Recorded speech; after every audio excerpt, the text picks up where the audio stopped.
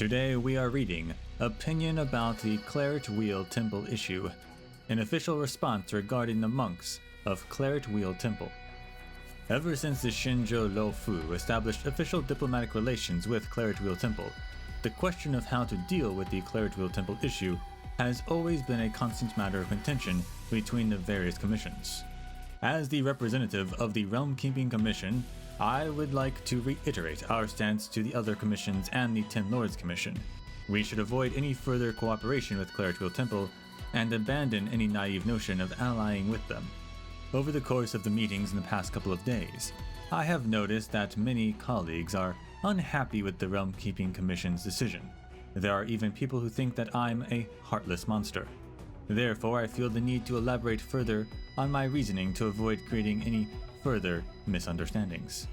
Firstly, at present, the only Shinjo ship that has established diplomatic relations with the Claretwheel Temple is the Lo-Fu.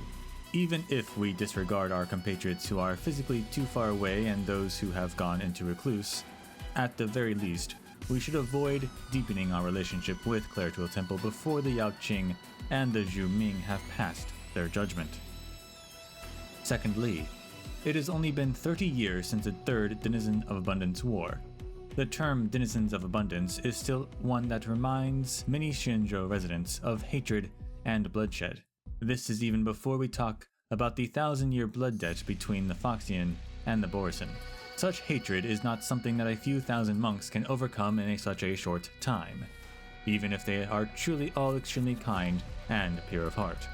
Thirdly, after we form an alliance with Claretwheel Temple, would they still be willing to live by themselves in that dilapidated temple? Even if they were willing, they would undoubtedly become the focus of the Denizens of Abundance hatred after allying with us. Could we really allow ourselves to let them stay there? That's not how the Shinjo treats its guests. If we allow them to stay in the Lo-Fu instead, what would be our attitude towards their customs and faith? Shall we forbid them from practicing such rituals? That's also not how the Shinjo treats its guests. However, if we allow them to do as they please, they would naturally adhere to their beliefs, which involve capturing baby abominations from various battlefields and putting these creatures in the temple in an attempt to reform them. While the temple still wanders the universe, this behavior is naturally none of our concern. However, once the temple is situated on the Lo-Fu, can you be certain that these mini abominations will not escape the temple and slaughter the innocent on our streets?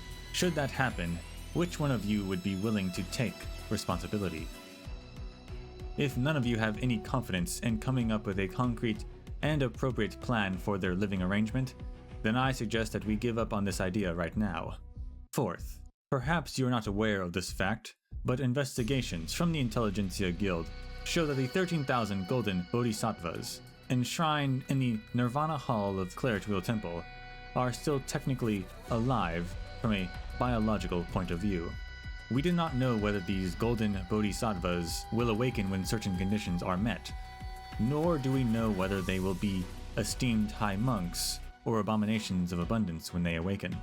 In conclusion, on behalf of the Realm Keeping Commission, I would like to re-emphasize our stance.